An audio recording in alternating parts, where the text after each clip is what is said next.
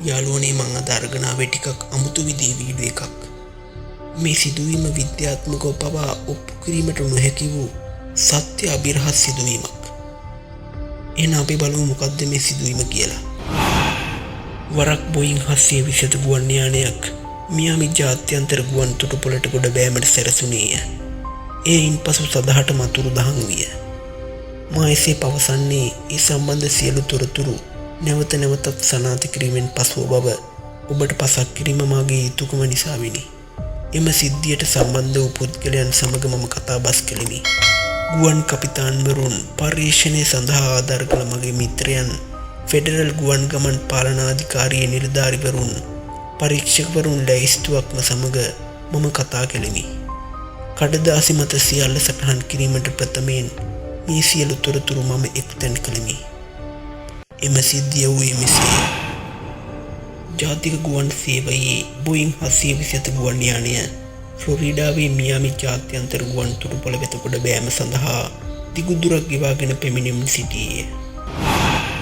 පියාසෙරිය හා සැබැදි හැම දෙයක්ම අතිශය සාමාන්‍ය මට්ටමේ තිබූ අතර ගුවන් යානය බලාපොරොත්තු විය හැකි උපරිම මට්ටමක පැවතිණි.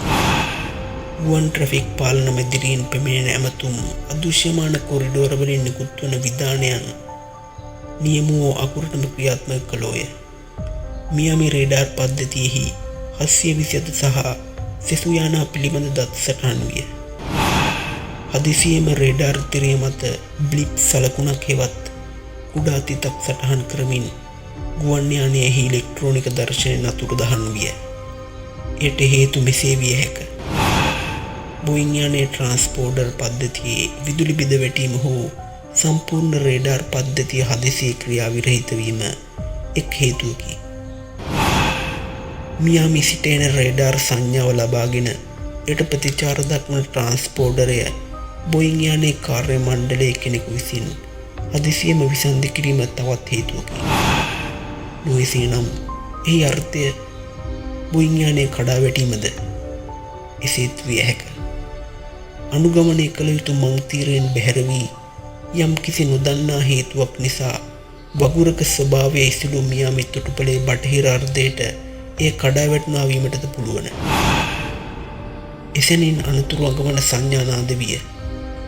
සියලු ගුවන් යානා සම්බන්ධව කටයුතු කරන පණිවුඩ හුවමාරු කරන කුරුණු වහාම මෙසේ නිවේදනය කළේය. තිරයෙන් නොපෙනී ගිය 727 යානයක් ගැන වහාම සොයන්න.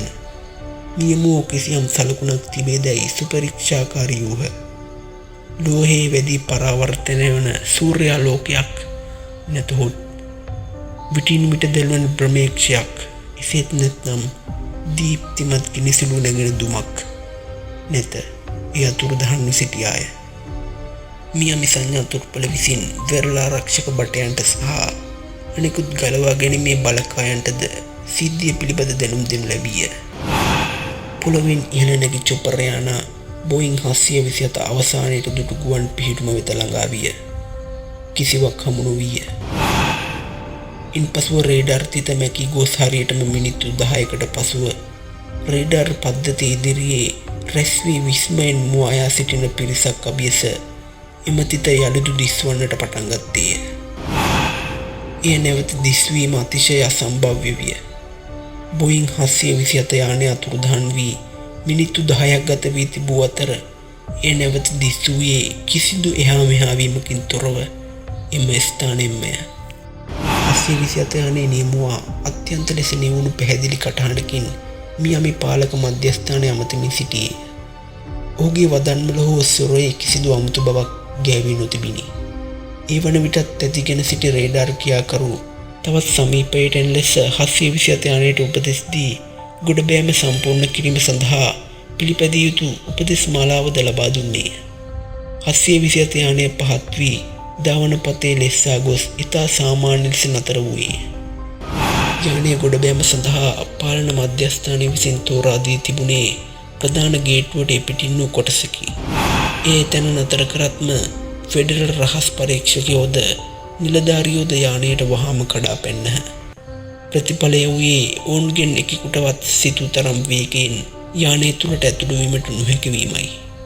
කාර්ය මණ්ඩලය මේ බලාපොරොත්තු විරහිත හා පෙර දැනුම් දීමක් නොකළ කඩාවැදීම් සහ අදහස් ප්‍රශ්න කිරීම නිසා අන්දමන්ද වී ගියේය. ඉන්පසු සිදුවූයේ කුමක්දයි පහදා දෙන ලදී. ඔබලා රේඩාර් තිරයෙන් හිටි ගමන් අතුරුදහන් වුණා. මිනිත්තු 10ක් පුරාවටම රේඩාර් තිරයේ ඔබලා ගැන සලකුණක්වත් තිබුණේ නැහැ. නමුත් නැවත තිරයේ යානය දිස්වෙද්දී ඒ තිබුණේ හරියටම කලින් තිබූ තැනමයි. තිතක්වත් එහා මෙහා නොවී. ඒ විතරක් නෙවෙයි, ඒ පිහිටුම හරහා අපි යානා කිහිපයක්ම එහා මෙහා යවුවත් ඒ කිසි යානයක් ඔබලව දැකලවත් තිබුණේ නැහැ. ඇත්තටම මොකද්ද සිද්ධ වුණේ? යානේ කාර්ය මණ්ඩලයෙන් පමණක් නොව මගීන්ගෙන්ද විවිධාකාරයෙන් ප්‍රශ්න කරන ලදී. යම් කිසි අදහාගත නොහැකි දෙයක් ඔවුන්ට සිදු වී තිබූ අතර එහි පළමු පියවර පවා ඔහු නොදැන සිටියහ. කිසි දෙයක් වුණේ නැහැ, කපිතාන්වරයා ස්ථිර ලෙසම කියා සිටියේය. කිසිම අසාමාන්‍ය දෙයක් සිද්ධ වුණේ නැහැ. මෙච්චරයි වුණේ. අපි ආවා, එන ගමන් ඔබලගේ උපදෙස් පැතුවා. ඒ අනුව ගොඩ බෑවා.